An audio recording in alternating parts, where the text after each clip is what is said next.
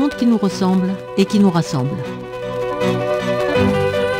Il était une fois la colonisation. Une fois l'expédition d'Alger achevée, les soldats français commencent à s'enfoncer dans le pays, vers Blida, qui est occupée en novembre 1830.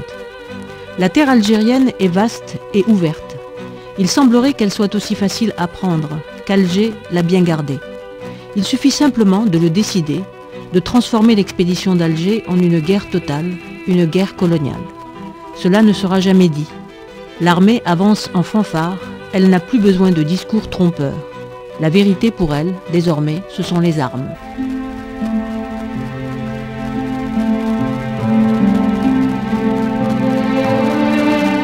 Quelle réplique possible du côté des Algériens?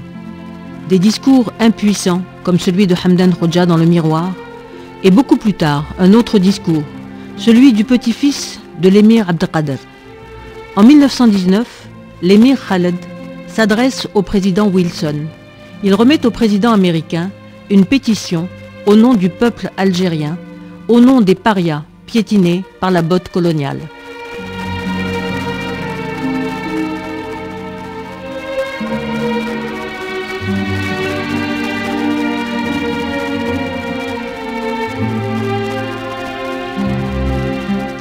Sous la tutelle draconienne de l'administration algérienne, les indigènes sont arrivés à un degré d'asservissement tel qu'ils sont devenus incapables de récriminer. La crainte d'une répression impitoyable ferme toutes les bouches. Malgré cela, nous venons, au nom de nos compatriotes, faire appel au noble sentiment de l'honorable président de la libre Amérique. Nous demandons l'envoi de délégués choisis librement par nous pour décider de notre sort futur sous l'égide de la Société des Nations.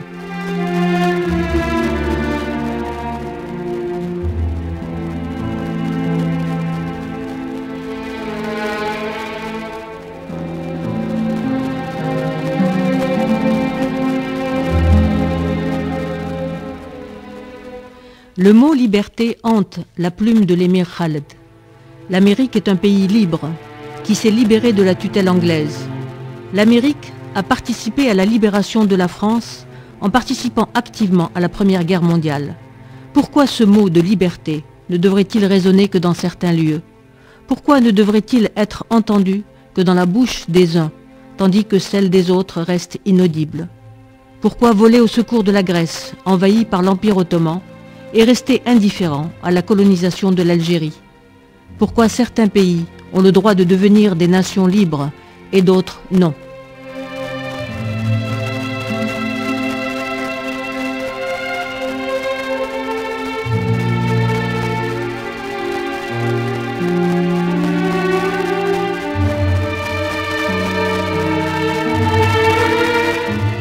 Qui aujourd'hui ne connaît pas les réponses à ces questions? Les réponses sont évidentes et se formulent en termes d'intérêt économique et stratégique.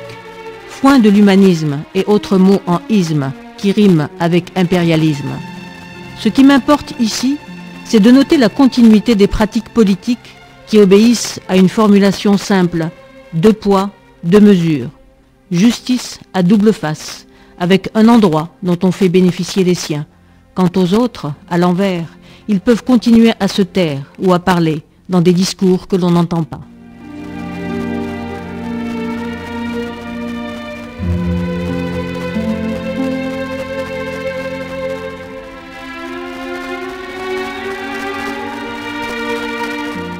Deux poids, deux mesures.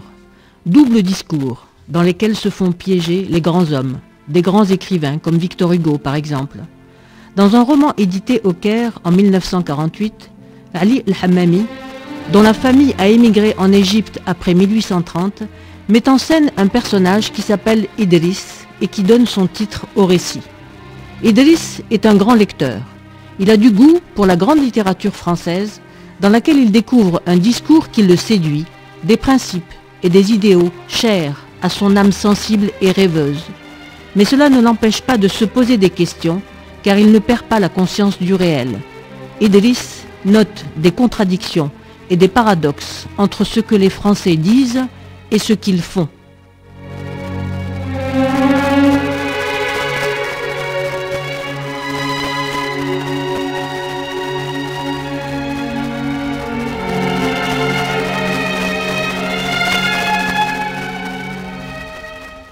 son roman, Ali el-Hammami invente un de ces personnages que l'on aime parce qu'il réfléchit. Idriss veut chercher à comprendre ce qui apparaît comme une incohérence dans le fonctionnement des mentalités et des institutions françaises. Idriss se met au travail. Il compare la perfection des lois françaises à l'esprit terre-à-terre et mesquin de leur administration et de leurs tribunaux dans leur rapport avec les Nord-Africains.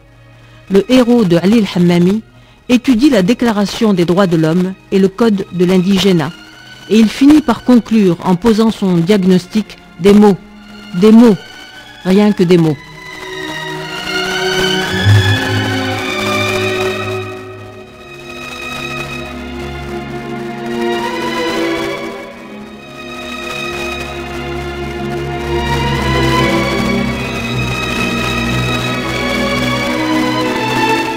Des mots à n'en plus finir. Des mots qui finissent par se retourner contre Victor Hugo, que Idriss, tout comme Hamdan Khoja, avait le droit d'admirer. Le grand poète visionnaire n'avait-il pas défendu la justice et la légitimité politique en dénonçant le coup d'État de Napoléon III? Le grand poète français n'avait-il pas fait pleurer plus d'un lecteur en lui montrant les réalités d'un siècle indigne, un siècle de déshonneur pour la France?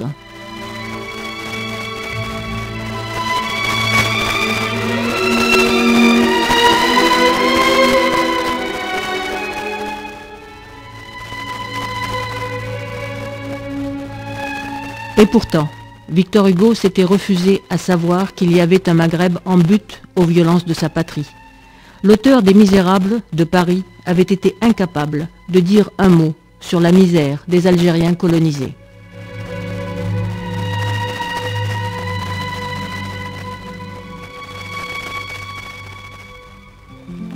Deux poids, deux mesures, double discours. Dans ce dédoublement infernal, le colonisé a tout à perdre. Vaincu, il est réduit à l'impuissance. Mais plus encore, ce qu'il doit redouter, c'est son inexistence qui rime avec silence.